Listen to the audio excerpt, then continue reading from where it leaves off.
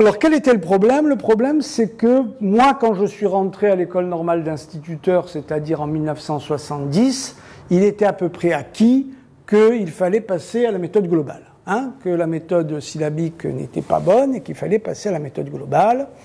Et à une méthode globale relativement rigoureuse, je dirais, hein. Et en quelques années, on s'est trouvé avec des difficultés assez importantes. On s'est rendu compte que les choses n'allaient pas très bien. Et à ce moment-là, voilà, on est allé en avant et en arrière. C'est-à-dire qu'on est revenu grosso modo à la méthode syllabique, et puis on a inventé ce truc très bizarre qui s'appelait une méthode mixte. C'est-à-dire qu'on faisait un petit peu de global et un petit peu de syllabique.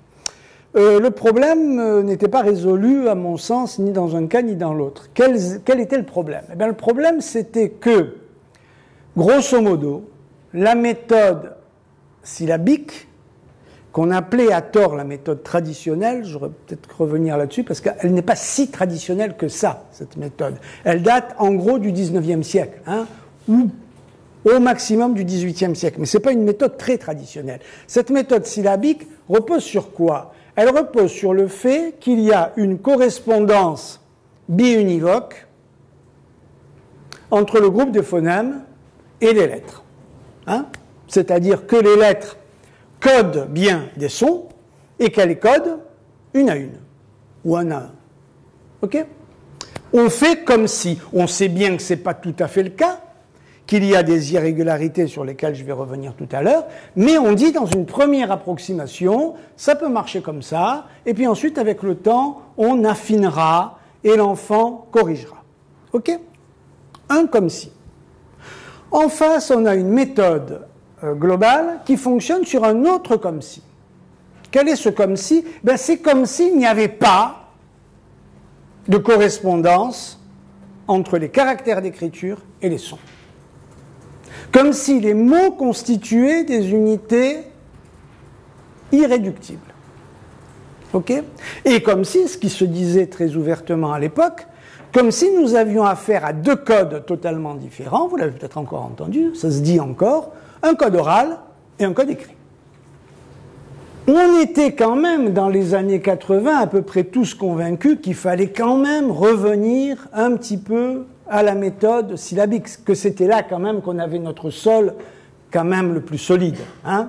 Or, qu'est-ce qui posait problème dans le comme si de la méthode syllabique? Bien, la plupart des gens le disent. C'est quoi? C'est que la même lettre ne code pas toujours le même son, et que le même son n'est pas toujours codé par la même lettre. Voilà, en gros, l'irrégularité qui était soulignée, désignée classiquement, et sur laquelle les enseignants étaient plus ou moins rigoureux, quelquefois assez rigoureux, en explorant d'une façon systématique les diverses valeurs phonétiques de telle lettre, ou les différentes inscriptions alphabétiques de tel son. Ok? Moi, mon observation m'a fait penser que l'irrégularité majeure était ailleurs, pour les enfants, dans leur tête. Ça, c'est pas grave, cette irrégularité-là. Il y en a une autre qui me semble bien plus importante et sur laquelle on fait beaucoup plus silence. C'est que pour les enfants, malgré tout, on reste dans l'idée qu'il y aurait une correspondance un à un. C'est-à-dire que très spontanément, ils ont tendance à identifier le caractère d'écriture, c'est-à-dire la lettre, à l'unité correspondante au phonème. On m'avait proposé le sujet pour ce mémoire, et donc j'étais allée sur le site pour rencontrer un peu la méthode, qui m'a beaucoup intéressée. Et ensuite, j'ai suivi M. Jacomino tout au long de l'année, soit en classe pour ses moulins à parole, soit dans des cours particuliers. Le moulin à parole est un outil que je connais depuis que M. Jacomino m'a fait l'amitié de me demander mon avis d'orthophoniste, un peu spécialisé en lecture.